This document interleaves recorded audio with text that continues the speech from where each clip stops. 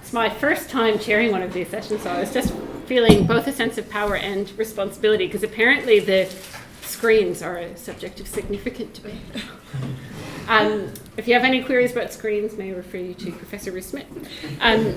We are very pleased to welcome, very pleased to welcome Amy King here to UQ. I think, is this the first time you've given a paper here? Yeah. So, and I'm going to have to look, I know Amy, but I have to look up her official biography. Amy King comes to us today from ANU, and she's recently written a book called China-Japan Relations After World War II, Empire, Industry, and War.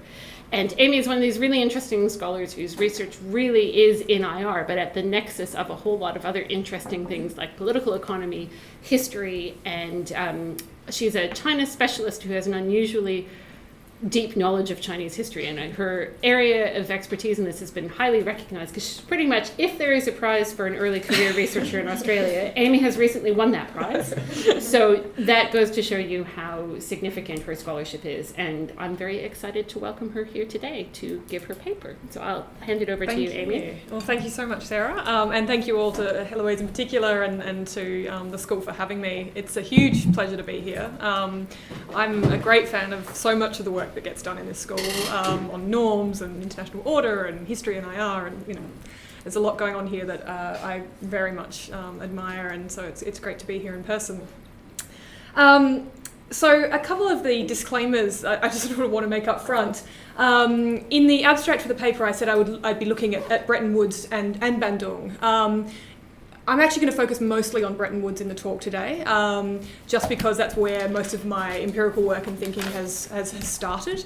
I know a number of you were involved in that terrific special issue on Bandung from a couple of years ago, so I'd be very grateful for any thoughts that you might have that sort of spring to mind from your work on that, and I might follow up with some of you individually at a later point. I'm also going to just give a sort of a snapshot of some of the empirical findings today, rather than that being the primary focus of the talk, because I really wanted to sort of delve into the conceptual sort of underpinnings of some of this project, and would be very grateful for your feedback on that. And I've spent probably most of the last 6 months or so running around archives around the world, gathering things, which I'm starting to get into, but the findings are still in their early stages. So bear with me, but very, very happy to chat more in the Q&A session if you have specific questions. So I guess this project and this paper specifically, left rather than right, is concerned with this question of China and international order. And about a decade ago, Geoffrey Legros wrote a really nice sort of synthesis of the debates on China and international order, where he really honed in on one of the real problems that we have, which is great uncertainty about how rising powers generally, but China in particular, will shape the future of international order, because of the great uncertainty we have about Chinese intentions.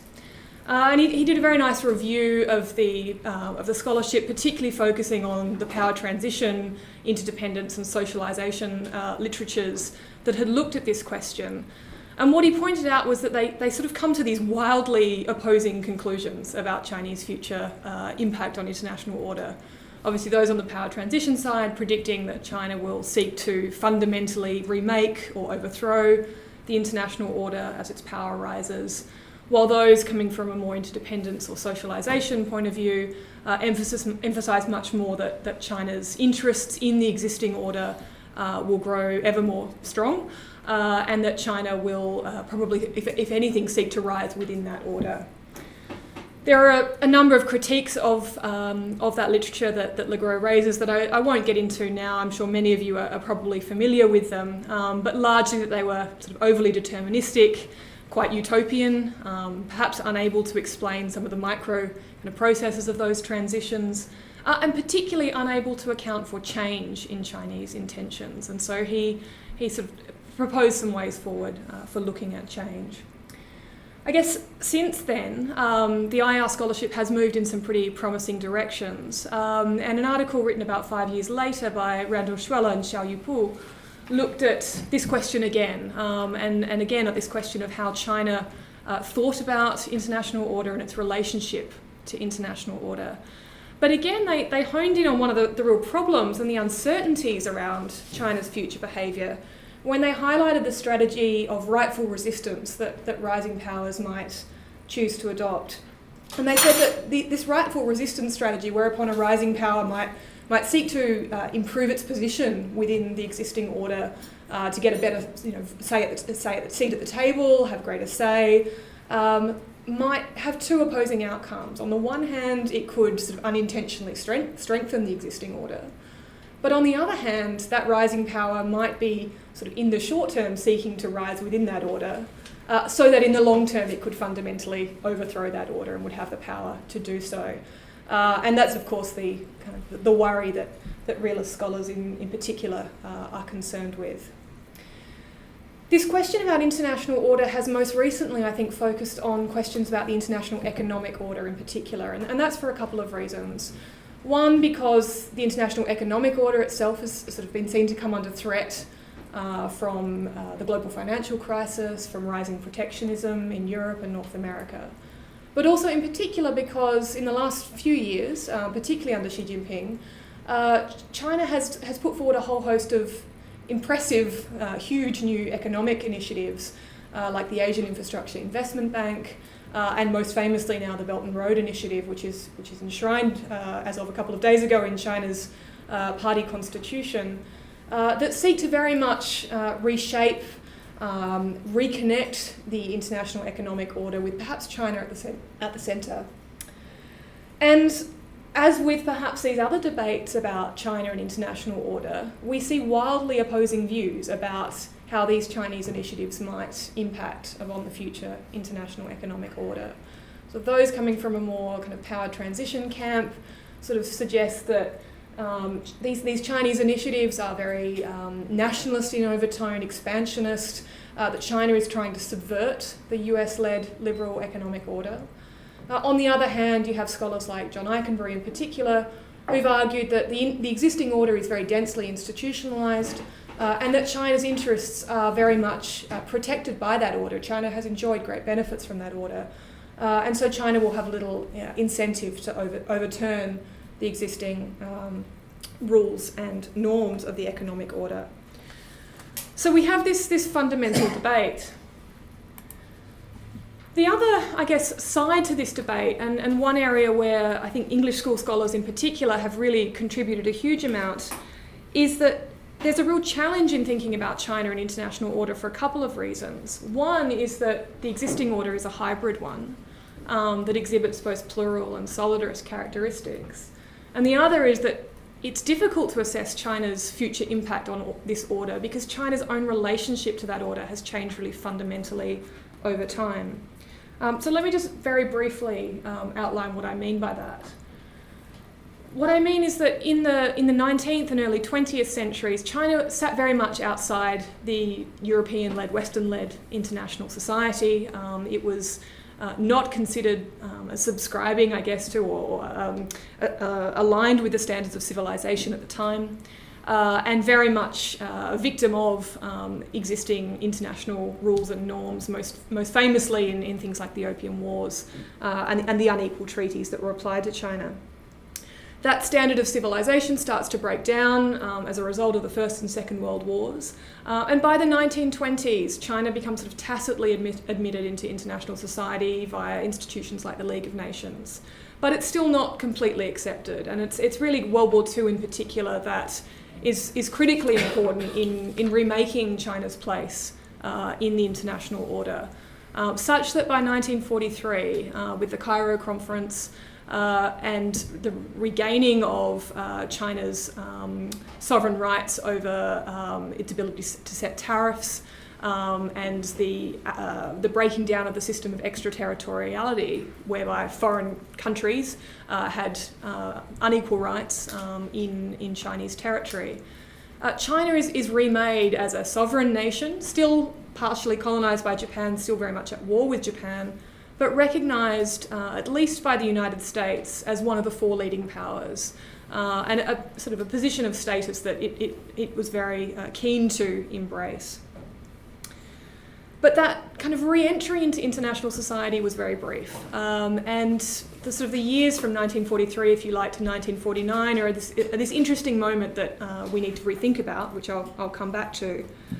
But of course, by 1949, we have a new China. We have the Chinese Communist Party-led People's Republic of China, which is very quickly, to use Yung Jingjiang's term, alienated from the prevailing international order, both as a combination of its own politics and policies, leaning to the side of the communist bloc, entrenched in a war in Korea, very anti-imperialist and particularly opposed to US imperialism in Asia, but also as a result of Western policies towards China. And Zhang's work is really crucial in sort of saying, well, China actually desired to be part of aspects of the international order. It wanted that seat at the United Nations. It wanted to maintain that great power role.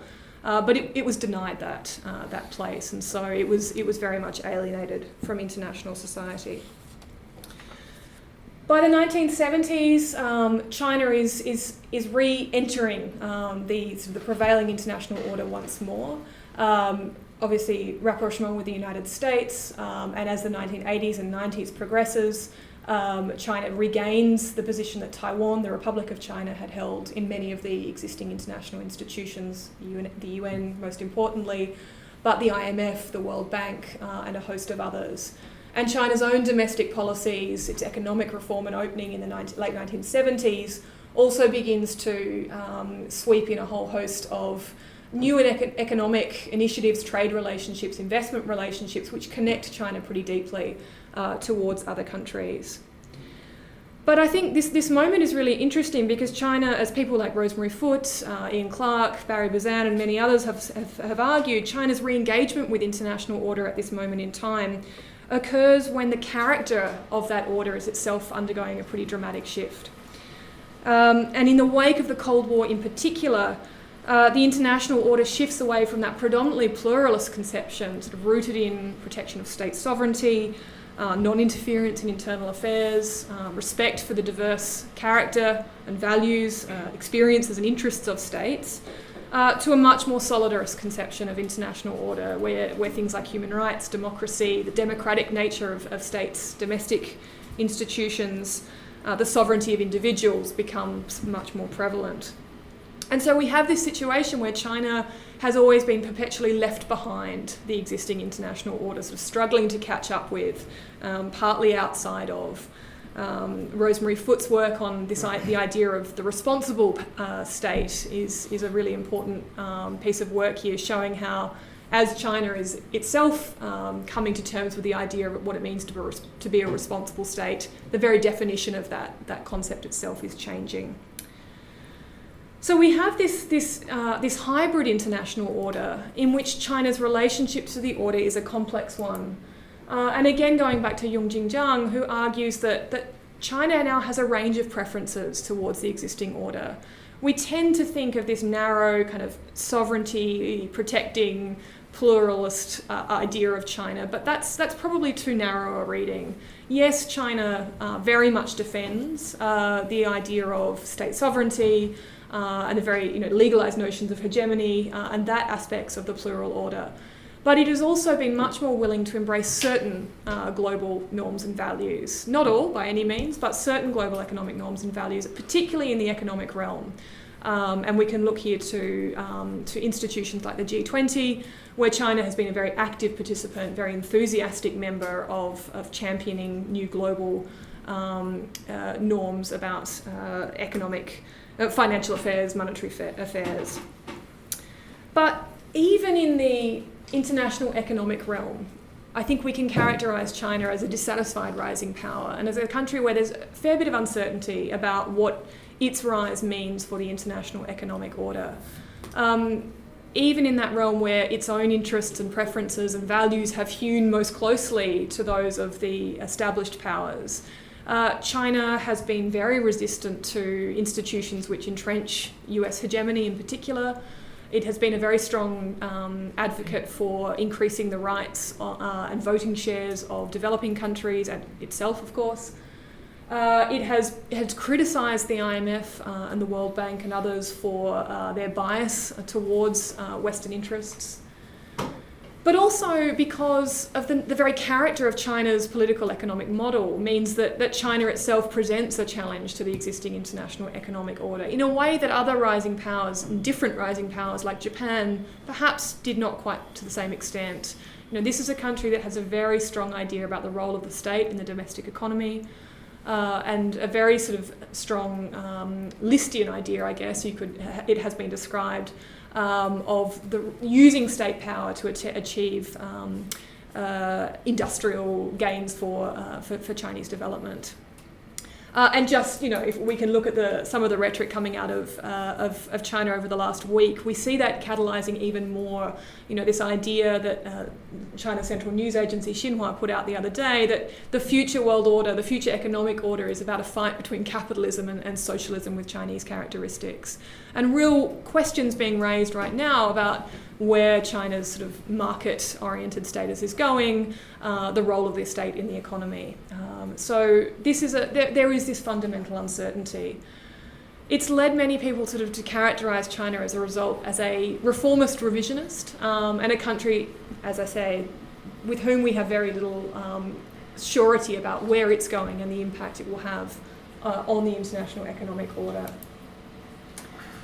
But I think there are some limitations to the literature that's looked at this question so far.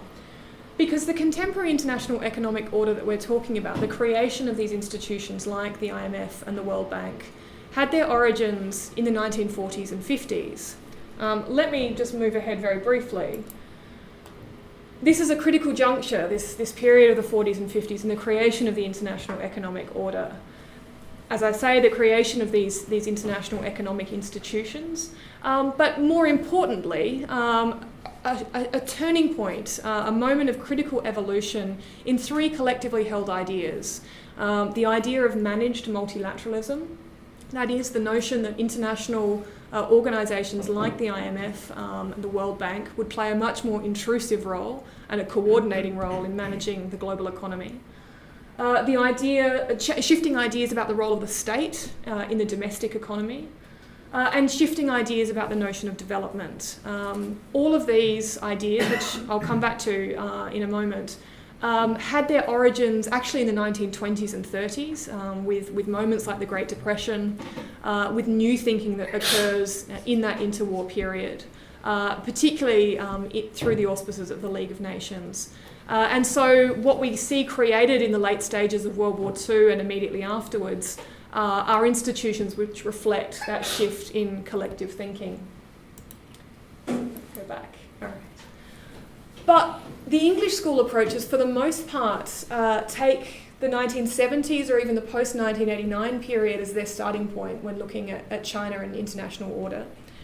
And scholarship that looks at China and the IMF or the World Bank in particular, understandably often takes sort of post-1978 or even post-2001 as the starting point. Moments when China rejoins these institutions, the People's Republic of China that is, or moments when China enters the WTO, and sort of that's seen as the starting point for understanding China's entry. And so it's not surprising that we think of China as being outside that order, not present at the creation.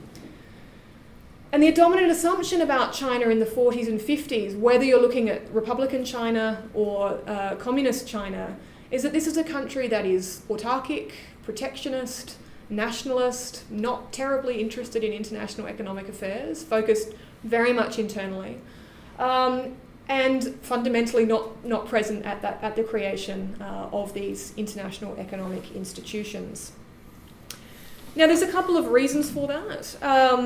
I think partly the Chinese studies literature has created problems in this regard, because you have this very strong 1949 divide where historians of China study up to 1949 and then they stop, and then political scientists take over and start in 1949 and move forward. And so you don't have much work that transcends that decade. Happily, we're now starting to see historians moving into the 50s and political scientists looking backwards in time, but it's still very much not the norm. But what is important to understand is that there actually was quite a bit of continuity over that 49 divide in a whole set of different areas. But for example, in how China thought of of itself in terms of its status in the world, wanting to be one of those four great powers, wanting to claim that mantle in the United Nations.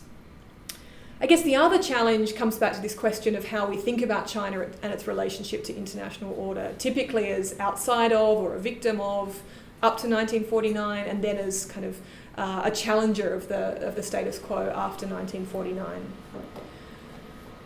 But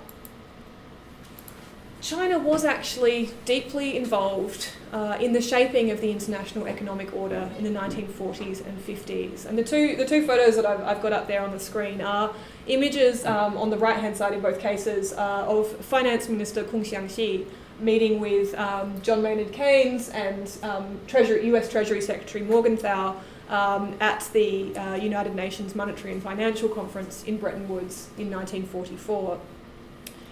So China was there at the creation, as were 31 other countries, by no means the only, obviously. It sent the second largest delegation of any other country other than the United States to Bretton Woods. So you can sort of see the sense of how important it saw this conference. Its delegation was chaired, as I say, by Kung Xiangxi, the Minister of Finance, and a whole host of China's leading finance, foreign affairs officials, economists, attended as part of the Chinese delegation. The year before Bretton Woods, China sent a handful of economists to be based in Washington, D.C. to meet on a very, very regular basis with Harry Dexter White, who was the key architect on the US side. And as we're now beginning to uncover, there was a whole host of thinking and discussion and debates taking place within China at this time. The Chinese delegation was in charge of the committee responsible for creating the policies and kind of rules of the IMF, and it put forward some really important proposals, some of which would ultimately find their way into the final Bretton Woods language.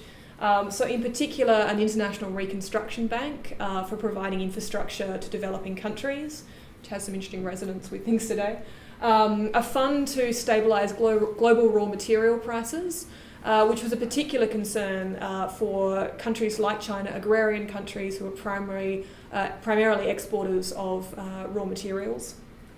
A mechanism to aid in currency stabilisation, which for a country that was experiencing runaway inflation in the late stages of World War II and into the Civil War, was a huge concern. And an end to what they called exploitative foreign aid practices that came with particular conditions that were disadvantageous to developing countries. 11 years later, and I'll just briefly mention this now, the People's Republic of China again played a really important role at the Bandung Conference, the Asia-Africa Conference in Indonesia.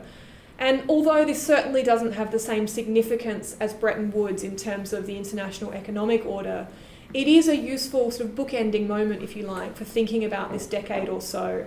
And particularly the economic dimensions, which have been pretty understudied when it comes to Bandung.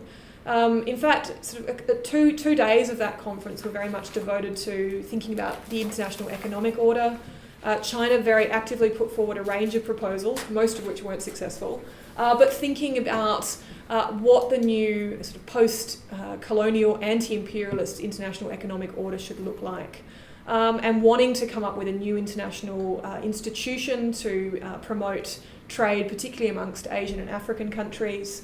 And then many very similar ideas to those that have been taken by the nationalist government to the Bretton Woods Conference in terms of infrastructure banks for developing countries, in terms of breaking down exploitative foreign aid conditions, and mechanisms to protect raw material prices.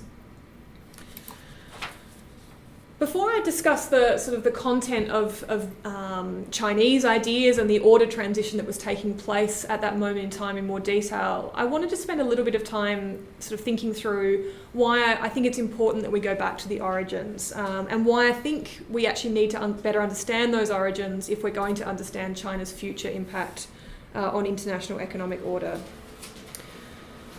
I think it's impossible to study transitions in order without looking at the origins of that order, because transitions in order are the product of changes in power and changes in collectively held ideas. My thinking on this has been very much influenced by the work of John Ruggie in particular, and by his sort of seminal 1982 article on international regime change, and particularly looking at Bretton Woods and the international economic order shifts from the 1940s to the 1970s. In that article, Ruggie makes two really important points, critiquing the dominant accounts in the literature, which have been quite influential in my own thinking. First, he critiques the existing, particularly hegemonic stability theory literature, which fundamentally looked at the preferences and characteristics of the then dominant power as a way to explain what an international order would look like, or an international regime, as he used the term, would look like.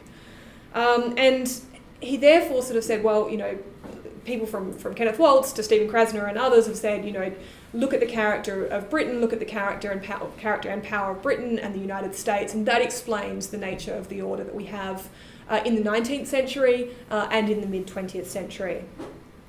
But Ruggie's critique was that fundamentally misrepresented the differences in the character of the order from the 19th to the 20th centuries. And that the term liberal that had been used at that time was a very kind of limited one. The dominant scholarship sort of assumed that because we have these liberal states, Britain and the United States, they had led the creation of these two broadly liberal orders. But those two orders were fundamentally different, and I'll come back to that in a moment. But shifting from sort of the classical laissez-faire gold standard system of the 19th century to the Bretton Woods order that we see in the mid-20th century leaps over some pretty dramatic shifts in thinking if we characterise both as liberal. The second problem, that Ruggie identified was that if we are trying to account for order change, and he was trying to look at the change in order from the 1940s to the 1970s, when US power was on the decline, and there were real concerns about the role of the US in the international economy. Looking at power alone didn't tell you very much. And actually, if you went and looked back at what he called the shared purposes of the international economic regime, the collectively held ideas of that regime, you could actually understand a lot more about the nature of that change.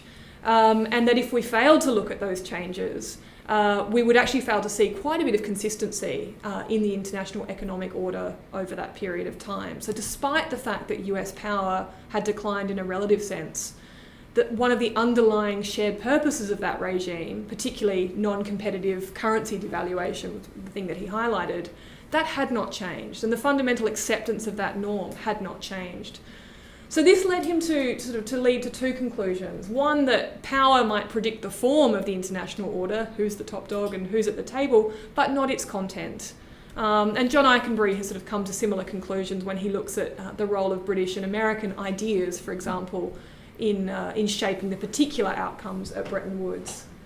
And then that secondly, if we're going to look at order transition, we need to ask that question about whether shared purposes remain constant.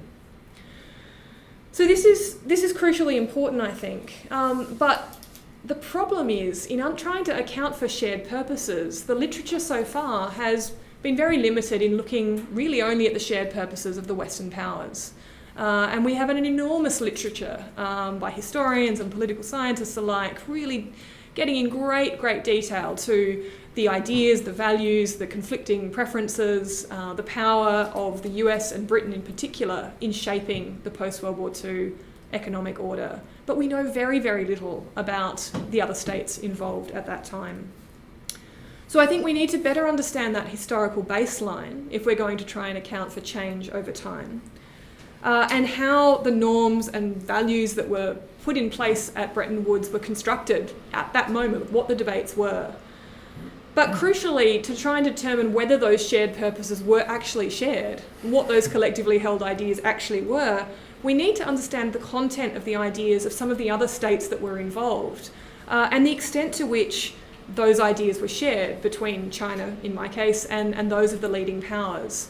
And related to that, I'm very interested in this question of how unequal power shaped the content of Chinese ideas, their reception at Bretton Woods and Bandung, and the extent to which those shared ideas might have been shared because of unequal power and perhaps some sort of social coercion, I suppose. Because I think unless we get at that question, it's very, very difficult to understand that historical baseline and the extent to which Chinese officials at the time saw the Bretton Woods order as a legitimate one, agreed with the underlying sort of norms, and understood the underlying ideas in the same way as those of the leading powers, and whether or not they were fundamentally in opposition to others of them, and what they may therefore wish to change in future. Let me briefly now talk about these three collectively held ideas, because I think it's important to remind ourselves of what some of those transitions in thinking actually were in the 1940s and 50s. Happily, we're not starting from a completely blank slate when we look at Chinese ideas. We have a bit of an understanding about some of them, but it's still pretty limited. But I just want to briefly touch on what those three collective ideas were. The first is this idea of managed multilateralism. We go from the 1920s and 30s into the 40s and 50s from an order that was predominantly an imperialist, sovereignty-based order to one that is still very much state-based, very much hierarchical, but it's a much more intrusive order. It sees a much greater role for international organisations, for multilateral organisations, in scrutinising and having authority over states' domestic economic practices. And this idea about having a managed multilateral system is born out of new economic thinking in the 20s and 30s in particular. The failure of the gold standard and huge economic instability that it causes around the world, particularly in Europe, and the limitations of sort of a laissez-faire economic system is one of the key kind of shifts in thinking at this time. It leads to a couple of important shifts in global thinking. First, that uncoordinated economic activity by states is profoundly dangerous, that states can't move to protect their own currencies without having an impact upon others, often in fundamentally dangerous ways. And that to protect or to build a liberal, open world economy, you actually have to manage that economy in some pretty crucial ways. You have to regulate that. You can't just assume that the world, in Jacob Weiner's terms at the time, will burst into openness and multilateralism. There actually has to be some kind of coordinating mechanism. And as historians like Patricia Clavin have really beautifully demonstrated, it's through particularly the institutions like the League of Nations and the economists associated with that we see this shift in thinking, learning about these economic crises, what they mean, putting forward, debating new ideas about what kind of organisation you might use to manage this multilateral open economy that's so crucial and that we'll eventually get to by the time of Bretton Woods. But there is a huge amount of contestation in this process, and I think we sometimes forget that there was an enormous amount of debate between the US and Britain and within these two countries about exactly what that new world economy should look like, about what liberalism actually meant, and about the intrusiveness of these new international economic institutions. So, for example, on this question of what the definition of a liberal world economy meant, the United States and the US Treasury in particular was profoundly concerned with the idea of non-discrimination. They wanted the United States to have an open access to markets around the world, and their particular area of concern was the British imperial preference system. But they weren't especially concerned with protectionism at home, and the State Department was sort of quite happy to champion an open world economy and liberalism, while still saying, yeah, of course we can leave in place all of these tariffs that protect US domestic industries.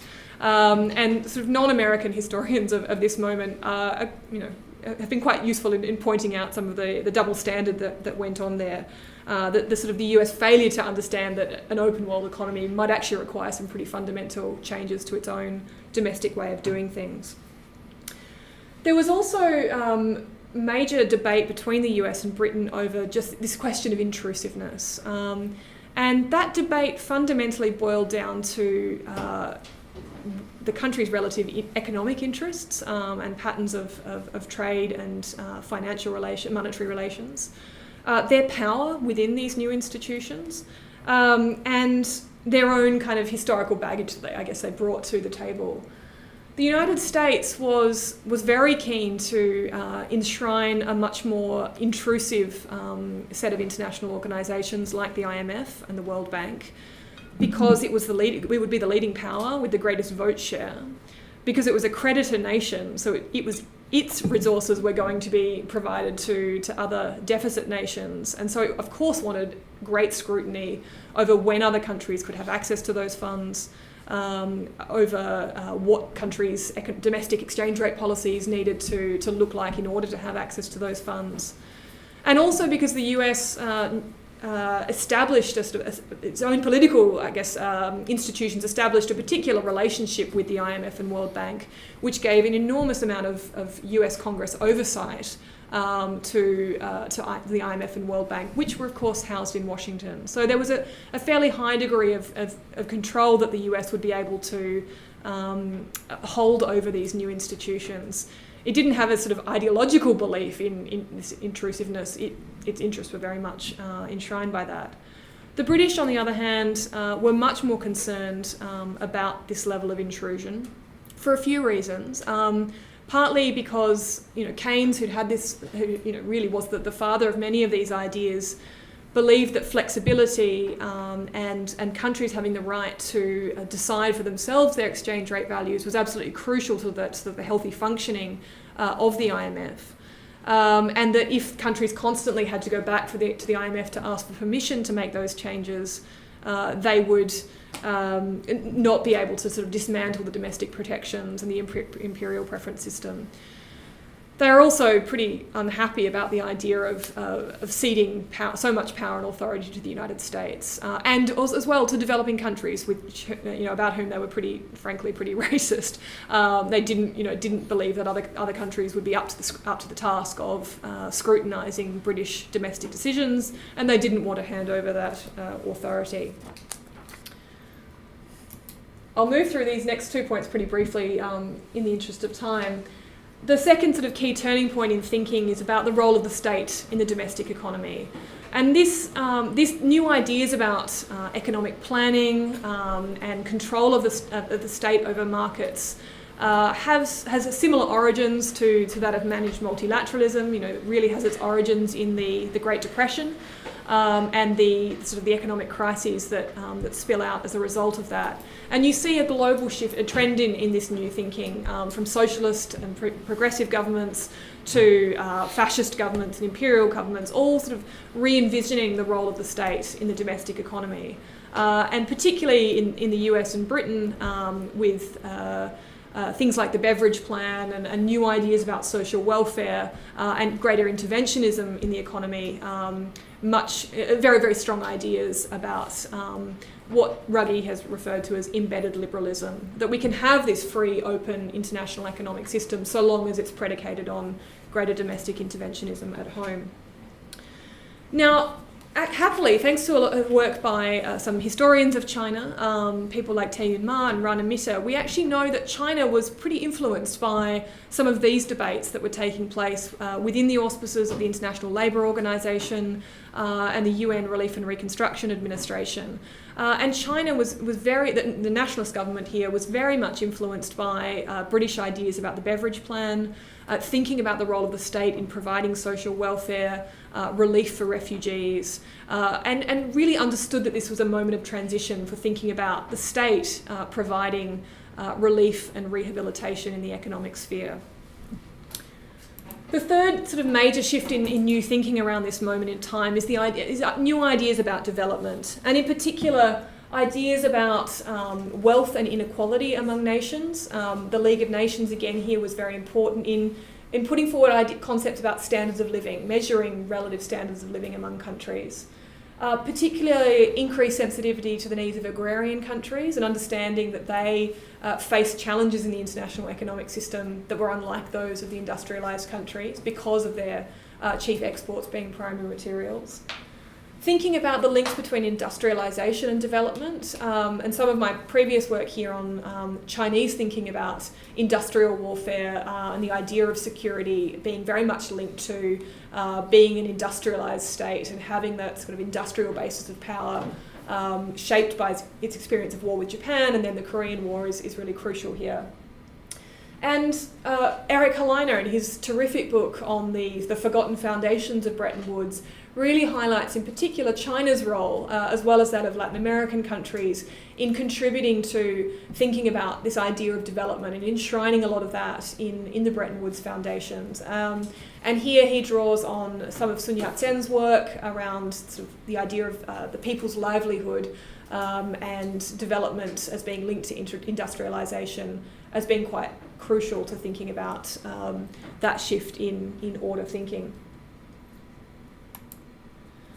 So as I said, we're not happily working from a blank slate, but I think there are still numerous questions that remain unanswered about the nature of Chinese economic ideas and the role that they played in shaping that international economic order at Bretton Woods. So some of the questions that I'm asking of the archival records, if you like, are what at sort of a basic level, what was the content of Chinese ideas about the international economic order, and I try to divide those into both functional ideas, technical ideas, and normative ideas, knowing that functional ideas will of course change over time. Things that are sort of linked to processes and mechanisms about how particular parts of the economy might work, for example, linked to particular economic theories at the time. Then obviously I'm asking, to what extent did these Chinese ideas, were they shared with those of the leading Western powers, and what areas were contested? I'll give you a glimpse of some of the findings in just a moment, but we know that there were different levels of contestation over parts of these ideas, and certain things that China was willing to go along with and others that it was much more eager to contest. This question of how unequal power affected the content and reception of Chinese ideas is something I'm very interested in. The reception of Chinese ideas is perhaps more sort of easy to understand in the sense of, how much voice did they get at the table? How were they able to express those ideas? Were they able to get meetings with the US and British officials? And what mechanisms did they use to get their ideas across? We know they were very active in using international speeches in both English and Chinese, newspapers, to sort of put their ideas out there. But I'm also interested in how unequal power actually affected the content of the ideas, because China was very, very heavily dependent, particularly on the United States, for its thinking at the Bretton Woods conference. There was a leading US economist who spent most of the Second World War based in China, helping the Chinese government develop new institutions, in sort of developing its currency, and in helping to shape the proposals that China took to Bretton Woods, and sort of acting as a go-between. He was very much later criticised for being sort of a Cold War sort of spy in the McCarthy era, but so in some ways perhaps sided more with the Chinese on these questions. But that technical knowledge, that specialist knowledge, was very much shaped by people like him, money doctors, as they were sort of referred to at the time. And a large number of the Chinese economists and officials that I'm looking at did their training in the United States and elsewhere. And so, of course, that process of their thinking is very much shaped by the leading power of the day. I'm interested in how far China accommodated itself to economic liberalism, and specifically which parts of liberalism, knowing that this itself was a divided concept, that there were aspects of it that the US was a strong proponent of and aspects that the British were a strong proponent of. And so where did China sit on that spectrum? And if it did accommodate itself to some of those more liberal aspects, why? What were the reasons for that? Was China socially coerced away from prior ideas? Were there deeply economically protectionist concepts that it initially wanted to take to Bretton Woods, things that it sort of wanted to enshrine, perhaps greater rights for developing countries, that it was unable to ultimately get instituted or chose not to raise? And if so, what were the reasons for that? A key question that I'm really interested in is whether or not the Chinese government was prepared to accept this more intrusive role for international organisations in managing the global economy, but also that intrusive role over domestic policies. Because I think, we as I said, we think of China as this country that has this deep attachment to the plural state sovereignty protection concept, sort of idea of international order. And yet this is a moment when some of those key concepts are really up for grabs. And to the extent that China was willing to cede some sovereignty over these fundamental questions, will, I think, sort of help to shed some light on kind of Chinese thinking about different aspects of international order and its relative tolerance, I suppose, for multilateralism, for ceding some degree of state sovereignty.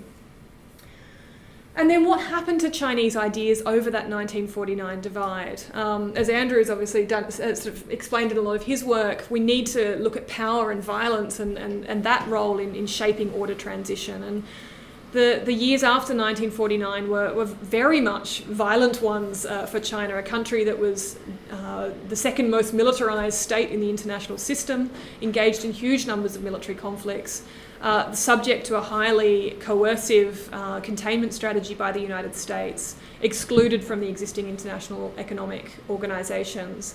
So how did that experience reshape Chinese thinking about the international economic order?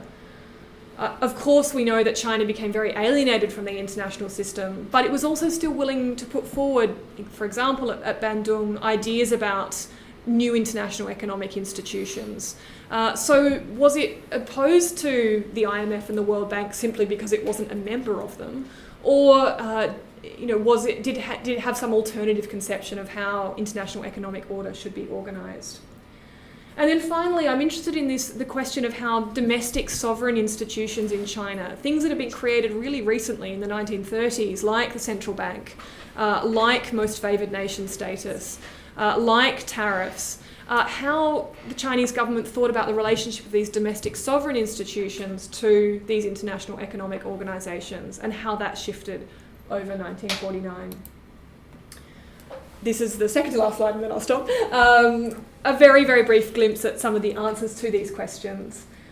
We know that I know now from having looked at some of the archives that there were a number of ideas that were shared with the Western powers and that China was very keen to be seen as a constructive player in remaking the international economic order at this time.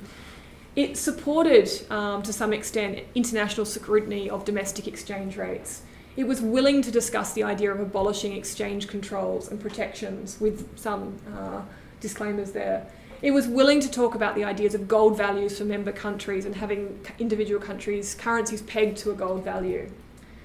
But there were real areas of difference as well, and I think a large part of that difference stems from China's inequality, its developing status relative to the leading powers, the fact that it was very much still a war-torn country, a country that had only relatively recently regained sovereignty, not in control of its currency, deeply impoverished in many ways. And so on the question of the quotas for countries within the IMF, we know, of course, that China, like just about every other country that attended, wanted a bigger quota. That's not surprising. But what China was particularly concerned about was how quotas were to be calculated. Because the various formulas put forward by Keynes and White in the United States used wartime or pre-war statistics as a way to calculate countries' quotas. And the Chinese delegation said, well, this is terrible for us because during the pre-war period, large swathes of their territory had been controlled by Japan. The richest, most kind of lucrative parts of their economy had been controlled by Japan. And during the war, things were in such a state of flux and had been set back really to sort of not to be regained until sort of the pre-1920s sort of economy wouldn't be regained again until the 1950s, that China said, we're starting from a terrible base if we use these calculations. It's not a fair comparison. And so put forward its own sets of proposals about how to make these calculations more just and equitable for war-torn imperial colonised countries. It was also very keen to entrench a great power status for itself. And so one of the things I'm interested in is, to the extent that China was willing to cede some sovereignty to these new international organisations, was that simply because it knew that it would have a fairly powerful role within those organisations? It was going to be in the top 4 in terms of vote share. It would have a fairly large say over decision making. And so it was in a relatively advantageous position. Nevertheless, China was very dependent on the United States to confer that great power status. The British were not remotely recognising of China being one of the great powers. They wanted India for kind of their own reasons to have China's place at Bretton Woods in that hierarchy. And the Chinese officials, what you see is constantly returning to the US sort of week after week to say, just want to make sure that we're having that status protected. Very reliant on Morgenthau and White to protect that status in the deliberations that take place over 1943 and 1944.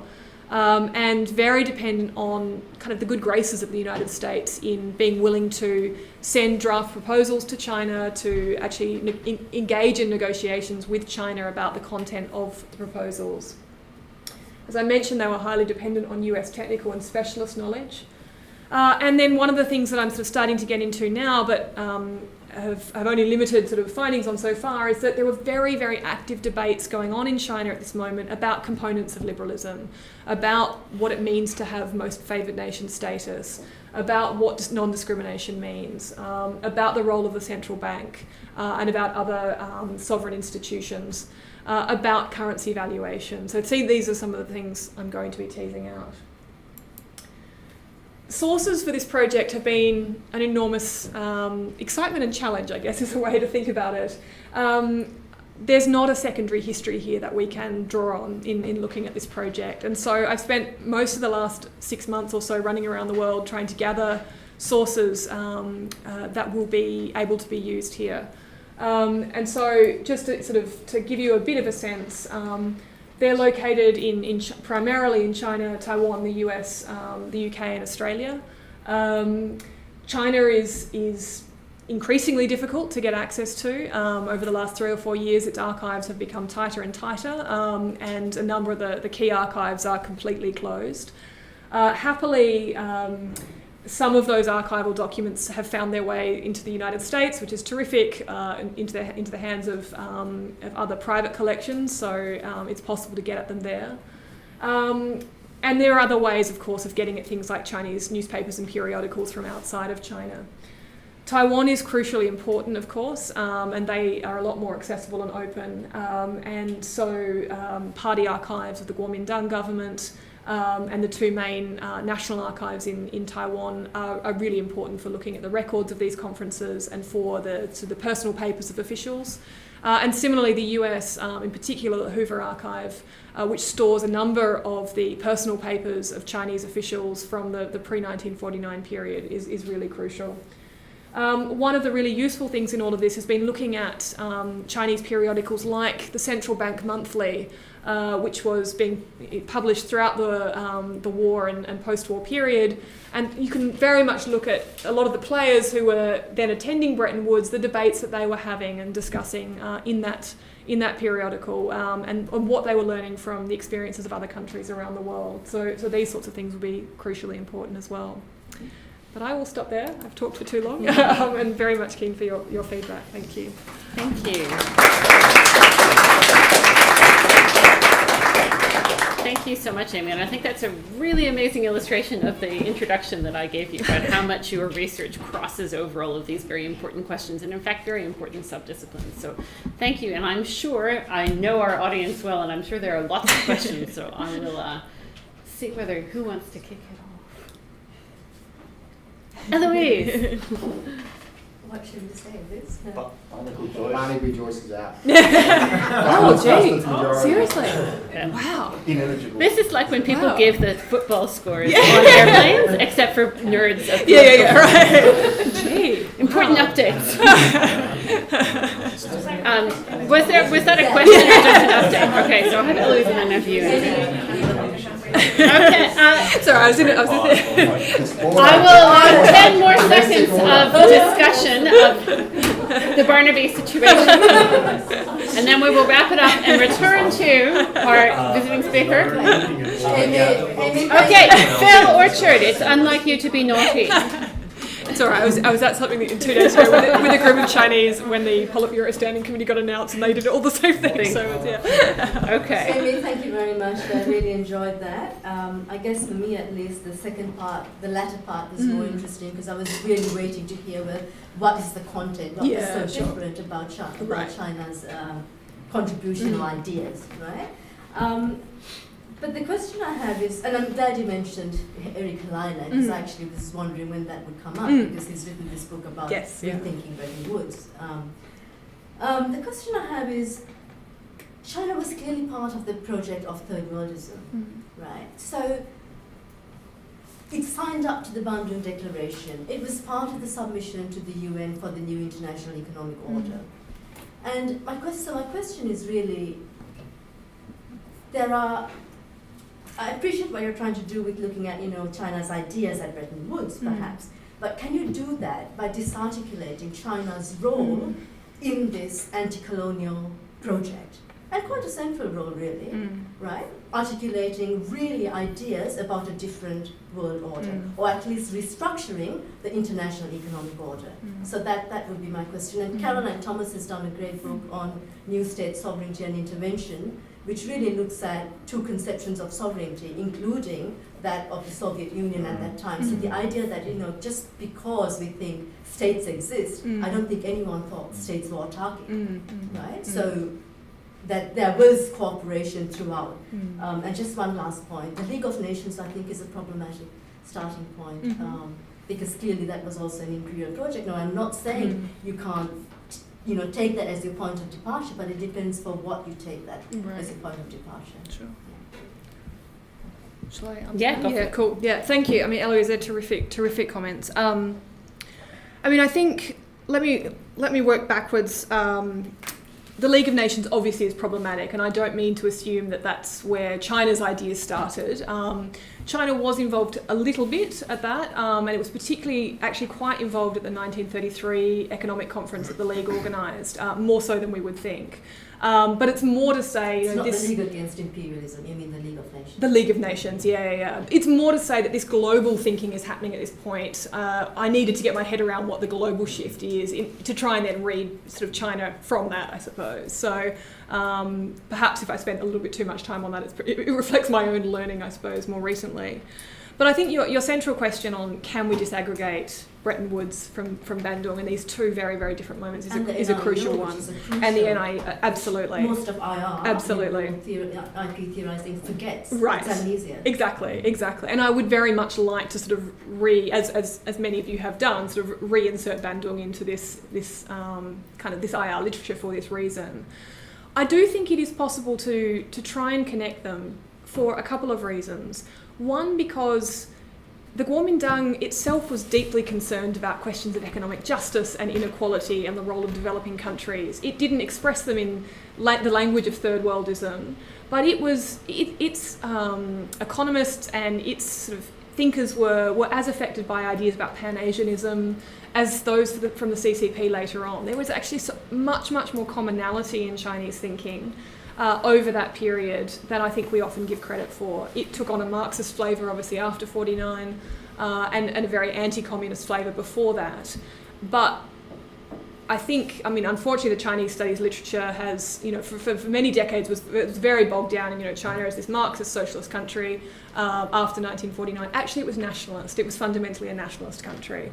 And it grafted on kind of Chinese ideas onto sort of international socialism. So I think even though they may be manifest in very different ways and they end up in very different directions, we can still trace the connection between those two moments in time. I accept that there will be great change, of course. And I'm sure a number of the ideas that CCP took to Bandung were probably trying to discredit things that the Kuomintang took to Bretton Woods. And in large part because they had been excluded from that previous order. And perhaps much more of the third world side of things got emphasised at Bandung as a result. But there were some key people that crossed that 49 divide. There were economists that stayed on in mainland China after 49 that continued to influence Chinese thinking. So some of those ideas do have that continuity. So I do think it's still possibly useful to look at across that period, despite the obvious differences. Eric Kaliner's work has been terrific and been really influential in my thinking. He only is able to look at the English language records of all of this, and we've had some good discussions about where the literature might now go. So I think bringing in the Chinese records are obviously crucial to get that side of the story. Okay, thanks. I have Andrew next. That was terrific, Amy. Really enjoyed it. Got a bunch of questions, but I'll just limit myself to one, which is you mentioned a couple of times, which I was really intrigued by, that there is that strain of Chinese thought that is very Listian, that is very much rich nation, strong army, kind of East Asian developmental model. And I was fascinated when you were referring to your earlier work and you talked about that there was this recognition of the need to develop a military industrial base to be able to realise the military dimension of their sovereignty. And what I was really curious about is, in light of that, that to me seems like a very different vision of, to riff off Ruggie, domestic economic purpose than what struck me from your presentation as Chinese delegation is actually quite receptive in many respects to a more liberal, open conception of international economic order. So I guess my question was, in the evidence that you've looked at, is there evidence that there was a competition within the delegation between Listian versus more open economic visions? And if so, I'd be really fascinated to hear how that played out. Or alternatively, is it the case that the kind of epistemic community that you get that attends these kinds of, these are the people that have been hanging around the money doctors, and they've absorbed some kind of finance ministry kind of Right. So I just my question would be, where's the Listian dimension to it now plays in? No, that's a great question, and I think that Listian dimension was there both before and after 49. I think it hardens after 49, particularly because of the Korean War, and I guess particularly because, well, actually no, both the Kuomintang and the PRC had been very much influenced by socialist 5-year planning and military industrial thinking, so they were equally influenced by that in some ways. I'm starting to get at this, but my answer won't satisfy you very much because I'm still in the early days, but my goal really is to try and actually flesh out where those constituencies were within China, because I think that's a crucial part of all this as well, it's sort of tracing what happens to them. I think you're right that the finance types were, the ones that were more internationalised, had been overseas to study, spent more time, talking to the money doctors and other sort of glitterati cosmopolitan types.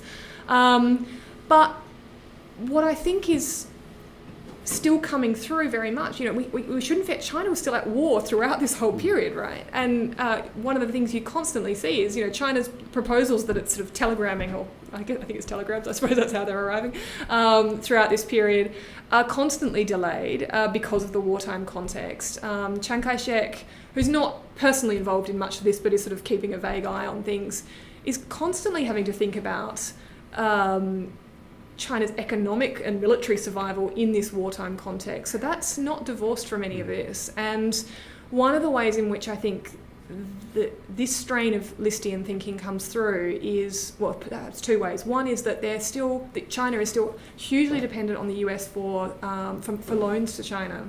And I think that question of sort of some social coercion, they have to bend to US views because they're completely dependent on the US for their own survival.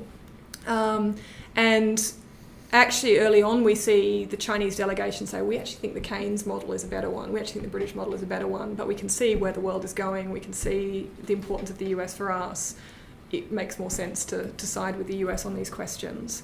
And secondly, I'm only scratching the surface of this, so the answer is not very good yet, but on this question of most favoured nation status, that requires quite a few years for China to shift its thinking. Initially, they're really opposed to the idea because they've seen how the imperial powers use that against China's interests to keep China down, to keep it a poor, impoverished, developing country. They absolutely don't want to sign up to those sorts of open, liberal ideas. But we can sort of trace the debate and how that happens. So, yeah, I think in a nutshell, yes, we'll need to get at those constituencies and see where some of the more perhaps conservative state-dominated thinking is as well. Yeah. Thanks. I have Martin next. Thank you. That was really fascinating. I've got 3, but I'm going to make it 2. The first one is just simply an observation and to see what you make of it. I mean, one of the things that struck me is that, at least through the whole period of the Cold War, international economic orders are in the plural, right? Yeah. It's not just one. So that leads me to my second, which is actually the conceptual question, which is one of the things that I'm kind of trying to play with in general is this idea of how much we inherit our social theoretic inventories for international relations from the 19th century. So what you've done here in a quick reading is to hold certain things static and other things dynamic. And what you're holding static is an international economic order, broadly speaking, that doesn't change a great deal. Now, one of the things that I thought we should have kind of taken away from the end of the from the end of the Cold War and the whole constructivist explosion and everything, is this idea that actually these things are always playing in a number of different ways. In other words, the China of the 1920s is not the China of the... Sure. So despite the fact that there are certain narratives that continue, state formation, to put it like that, has actually thrown up a whole series of changes. And it's done the same in the West, which we don't pay a great deal of attention to either. I mean, the reason we're having Brexit and a constitutional crisis in the United Kingdom is not unrelated to the position that the UK has occupied in the international economic order in the last 30 years or something like that. And the specific position it has, not being able to process certain problems in the way that it probably should have. And similar things go for all the other actors involved in there.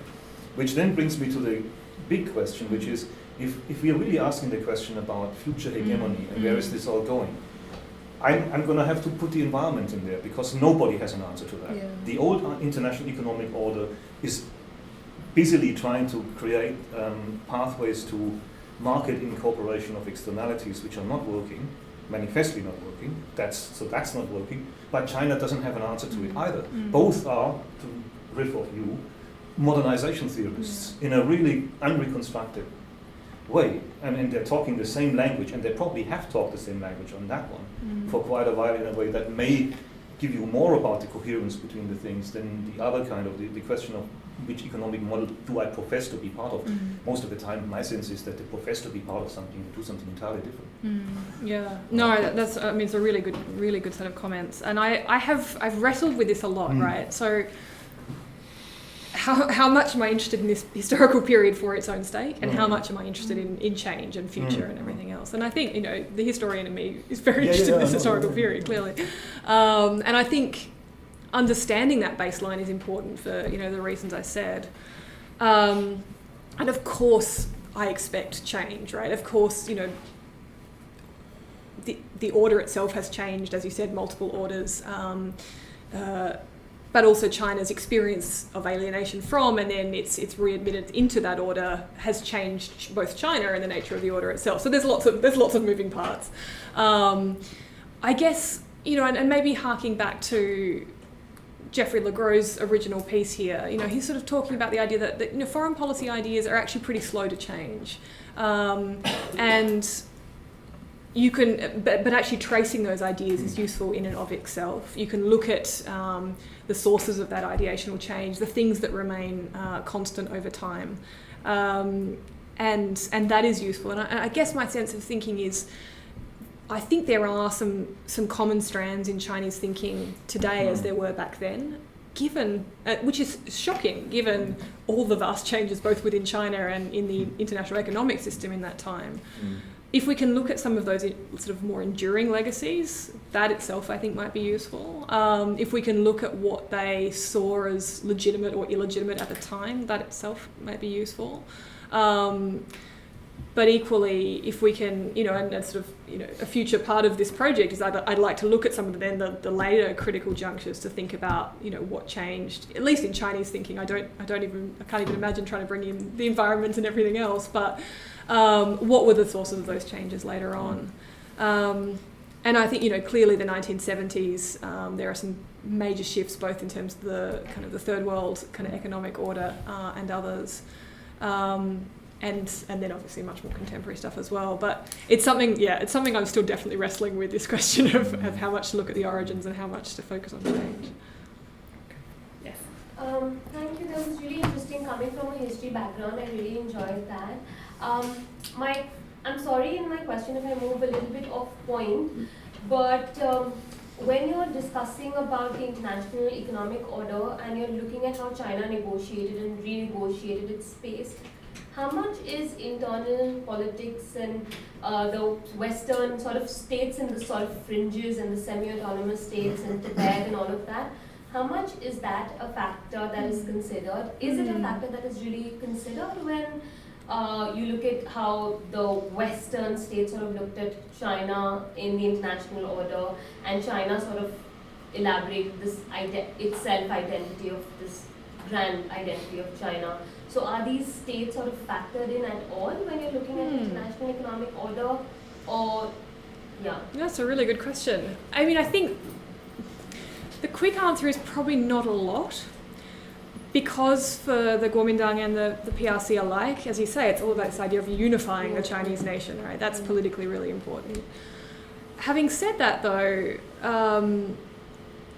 there are, I guess, a couple of ways in which at least different regions of China come to play.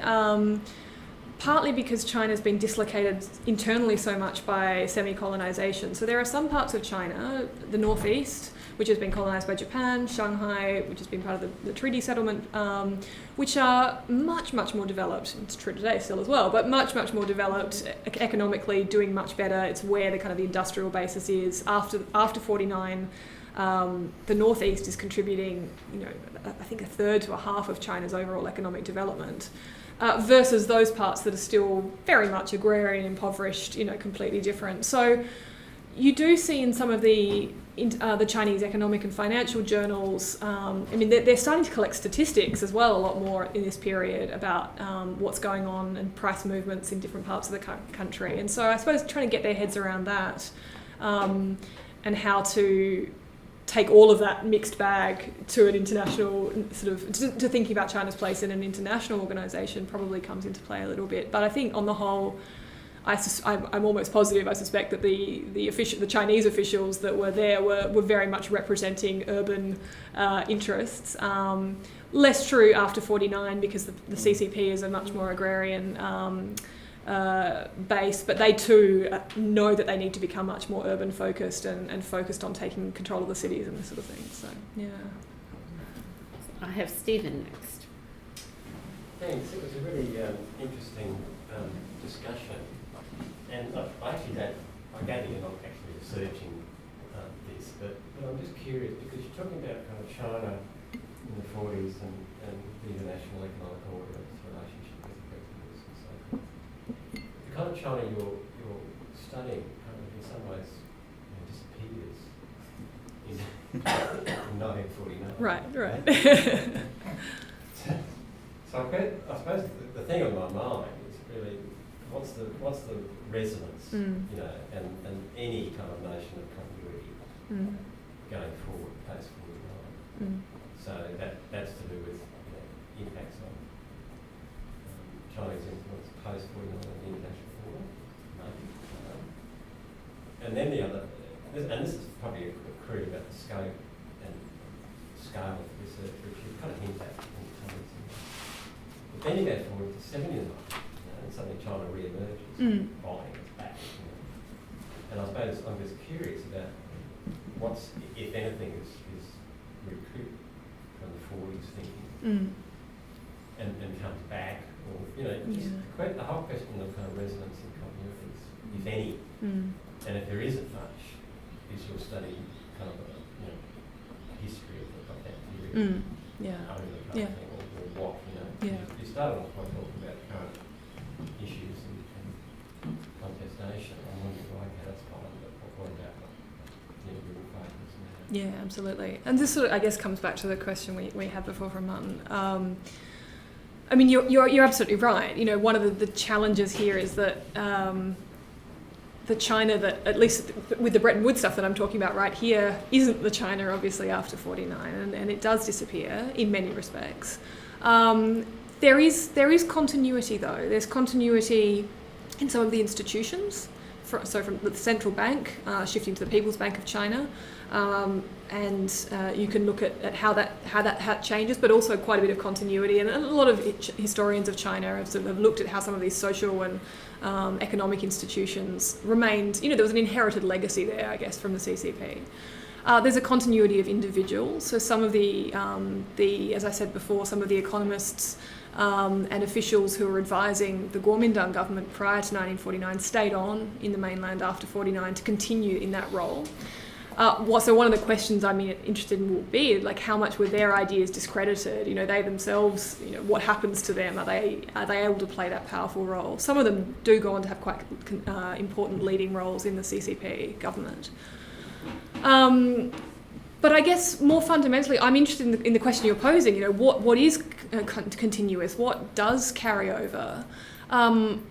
This is the beginning 6 months of a 3-year project. So the later parts of this project are actually going to try and look at change over time. So looking at the 70s, for example, and looking at where Chinese ideas do shift. And the causes of those shifts. So I fully admit I haven't gotten to that yet, but that would be a goal down the track, to look at sort of strands of continuity and change over this period. I've got Ryan.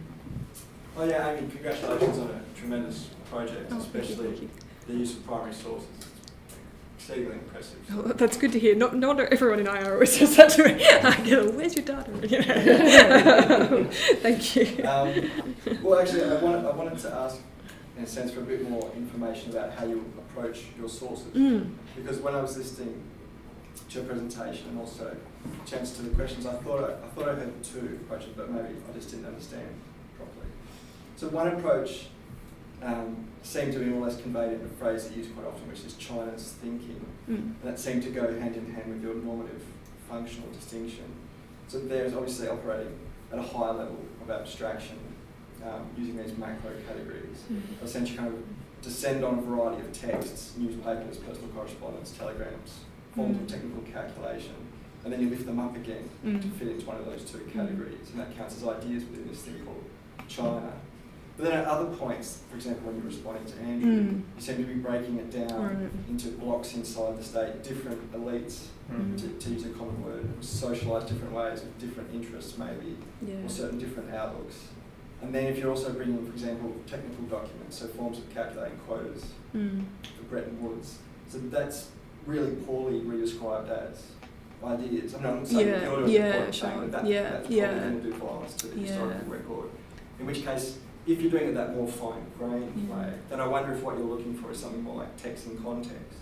So some texts get traction in institutional settings and have enormous effects, and other texts just get completely ignored. So for example, with newspapers, I mean that could be great to get a kind of overview or test the Temple Times or something, but that's making yourself read a huge amount of sources for very little, compared to if you can get a document that says this is how we want the quota calculated. In a sense, that's your goal. But you might pass over that goal if you work at the level of ideas. Right. Yeah, that's a terrific set of comments. I think I definitely hew more to the side of abstraction and the what was the most salient, like what were the most important documents, what sort of things rose to that important level. But it is hard not to get bogged down in the detail. I freely admit that. And having been supervised by historians who are primarily interested in that fine-grained detail and the people and the processes, that side of me is there too. Given the volume of material I'm looking at, I do need to stay at that relative level of abstraction. But I do think it's still possible to look at I guess camps, groups of ideas. I'm not, initially I thought, I'll look at this through the lens of the biographies of particular individuals, but then just realised, that I wouldn't be able to do that. You'd look at one individual and that could be a 3-year project. So I think it's more using their personal papers and documents to trace some key kind of strands of thinking. And if there are, the calculation of quotas document, for example, looking at perhaps how that resonates in newspapers, if it does, or how that travels around a little bit, but not necessarily looking at all the work that goes into producing that document. And but it's probably not the most satisfying answer. It's a bit of both, but it's something I always need to be very careful with, because you can definitely get bogged down in the sources.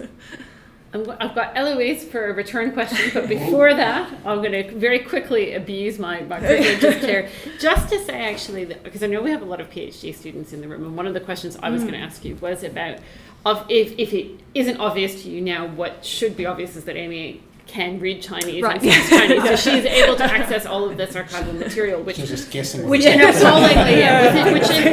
appallingly small number of scholars in the English-speaking world are actually able to do. So that's part of the reason why her work is so rich and so good. But I think this little interchange we just had, for those of you who are PhD students, is really interesting about the fact there's this vast methodology in relation to archival sources and how we use them that we barely scratch the surface of sometimes in IR. So if you're interested in these methods and you're interested in finding out more, I'm sure Amy wouldn't mind having a chat, but Ryan is also, we have people who use them, but I think it's a really good thing that it's come up in this seminar as a reminder that if you're doing this fine-grained archival research, for starters, it can be used in international relations in really interesting ways to answer questions, but also it's a whole methodological language and vocabulary that a lot of us don't necessarily have contact with, of which we are enthusiasts in this school, which is why no one's asked you about your data.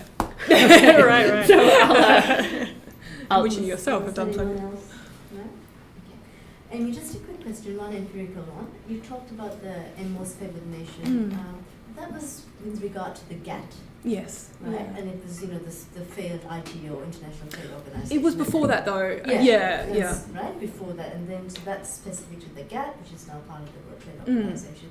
So I just wondered how you're bringing that into the specific discussion of the Bretton Woods. Right. The second one was, linking up to Andrew's question and the one I had. I'm wondering whether you could actually get something really exciting out of this, which is to say, China could have gone either way. I'm thinking Taiwan, Chiang Kai-shek, right? So who were the representatives who went to Bretton Woods? The competing set of ideas. Who went to Bandung, for instance, right? So I'm just wondering, if you can get something about, what was really going on, the elites, right? Those stood some more Marxist orientation even at that time. And this has happened, I'm just thinking aloud in the context of Bangladesh. Mahmoud Yunus known for poverty reduction, but he played a huge role in the context of the Cold War and which direction Bangladesh went. Actually, Chris has made a late dash with the question, so I'm going to take that question now and then have you answer both. Now, it's taken me a while to sort of put my finger on exactly what I wanted to ask you. And I think it's actually got to do with the other moving part in the story. So you've given a lot of you've got an incredible purchase on the China moving part of the story. Right. But the other part of the story is the order part of the story. And I just wonder whether or not you've got a very stylized account of international order. There's a pluralist version and there's a solitarist version and there's a historical thing. It's more pluralist here and then becomes more solidarist.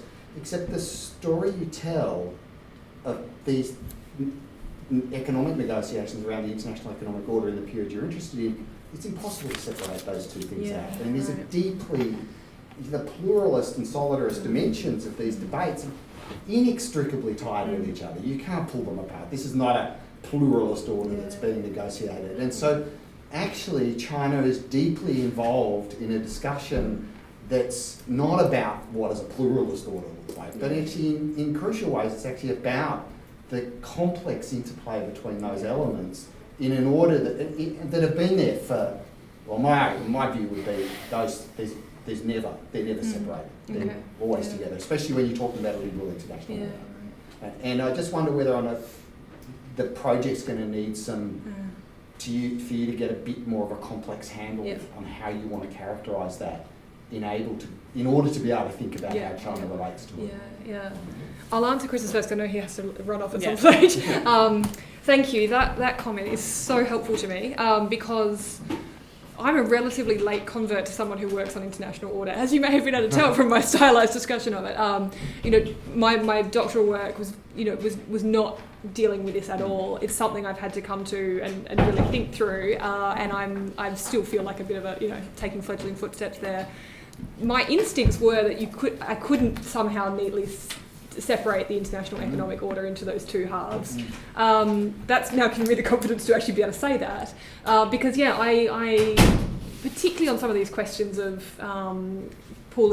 ceding sovereignty, it is messier. So yeah, I do need to. You're absolutely right. I do need to think a bit more about that, and I might send you an email to get some things to read. That was great. Thank you, Eloise. So on most favoured nation status, I wasn't actually thinking about it within the context of the GATT, but actually within the context of bilateral. It's not going to get very far without that. Within the context of bilateral treaties. So it actually comes up, the US and China are negotiating a bilateral treaty at this time. And there's been very little that's been written about this, but the one historical account of it is like, China was really protectionist and autarkic. But actually there's a debate going on within China at that time about what most favoured nation status means and who it should be applied to. So I think that it actually precedes the creation of the GATT. And yet, you're right, this possibly exciting, like two roads diverge. And I think actually when I was sitting in the archives, it's actually quite tragic, because you look at these, they're all guys, but you look at these guys, the Kuomintang officials in the late stages of the war, they're trying to reshape the world and reshape their country. They're in the middle of this war. They have so many great ideas and they're trying so very, very hard. They do get things wrong. And then it all falls apart. They end up on Taiwan. And, I'm not someone who's enormously sympathetic to Taiwan and all the rest of it, but it is an enormous lost chance. And particularly and that's a dangerous term to use in the context of the US-China relationship, because that's a whole other debate, but the US willingness to work so closely with China and other countries, and the US acceptance that Western powers alone couldn't define the world. I mean, and to be fair, they did entrench an enormous amount of US interest in those institutions, but against the wishes of the British, they were constantly sending these proposals to the Chinese, to the Brazilians, to the Indians, to get their feedback. They were wanting to sort of have a much more representative organisation and set of interests reflected. And the time that they were willing to give to the Chinese delegation is really quite stunning. And so that's very tragic when you think that then all fell apart, for mainland China. And it would take decades and then a much more alienated China for that to restart again. And we will probably never recapture that again. So yeah, that sense of possibilities is definitely something that's sort of in my mind, I guess, about which way could this have gone. So yeah. Well, thank you very much. And I think before we finally thank Amy, I just want to say also that very often at our seminar series, we have people come present something. Sometimes it's already been published or it's at the very, very late stages. And it's actually really good to get insight into a project at the beginning. Good. And to see where things are going and the sorts of questions you're asking. And I think that's great. And it's great for everybody in the room to see things at their beginnings. And I'm sure we'll all really look forward to see how it evolves over the next 3 years. And thank you very much for your comments as a result. Yeah.